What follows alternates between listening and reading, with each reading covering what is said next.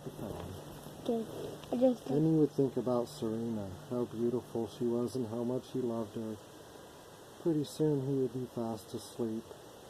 When daylight came, he would swim ashore and eat a light breakfast of water plants. Then he'd put on his things, climb onto the flat rock, and blow reveal.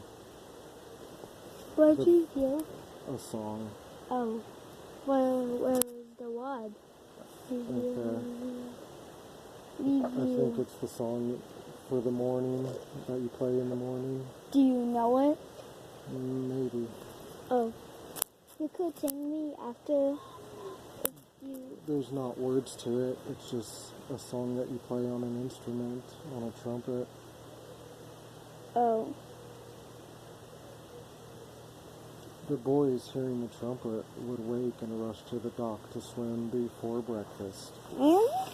After supper, the night campers would often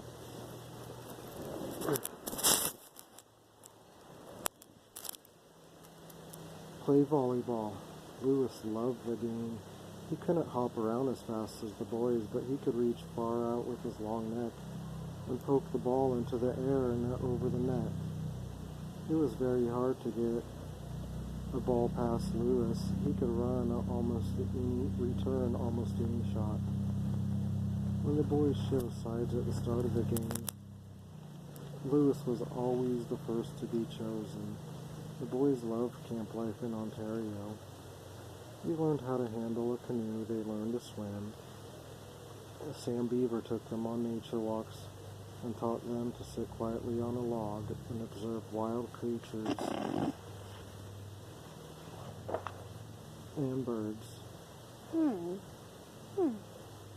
He showed them how to walk in the woods without making a lot of noise. Sam showed them where a kingfisher had his nest, in a hole in the bank by a stream. He showed them a partridge and her chicks. When the boys heard a soft co-co-co, Sam told them they were listening to the saw-whet owl,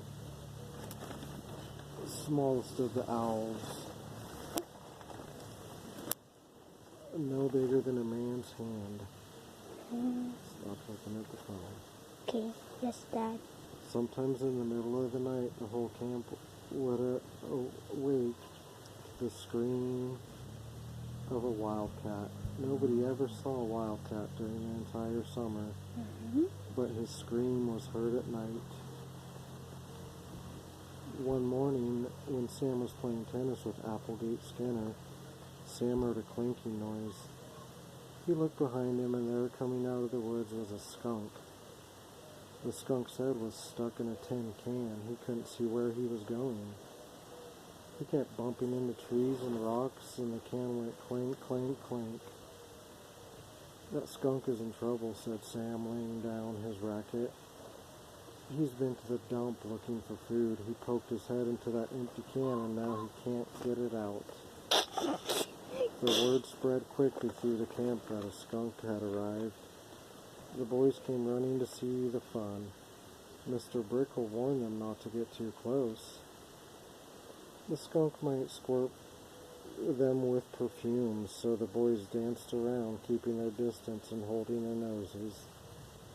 The big question was how to get the can off the skunk's head without getting squirted. He's going to need help, said Sam. That skunk will starve to death if we don't get that can off. All the boys had suggestions. One boy said they should make a bow and arrow, tie a string to the arrow and shoot the arrow at the can. Then when they hit the can, they could pull the string and the can would come off the skunk's head. Nobody thought much of that suggestion. It sounded like too much work. Another boy suggested that two boys climb a tree and one boy could hang by his feet from the other boy's hands, and when the skunk walked under the tree, the boy who was hanging by his feet could reach down and pull off the can. And if the skunk squirted, the perfume wouldn't hit the boy because he would be hanging in the air. Nobody thought much of that suggestion. Mr. Brickle didn't like it at all. He said it was extremely impractical, and furthermore, he wouldn't permit it. What's impractical mean? Means, Too dangerous? no, just not very easy to do. Oh. Too hard. Ooh. Oh.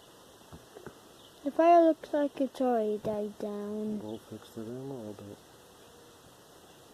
Another boy suggested that we get a block of wood, smear it with glue, and when the skunk knocked against it, the can would stick to the block of wood.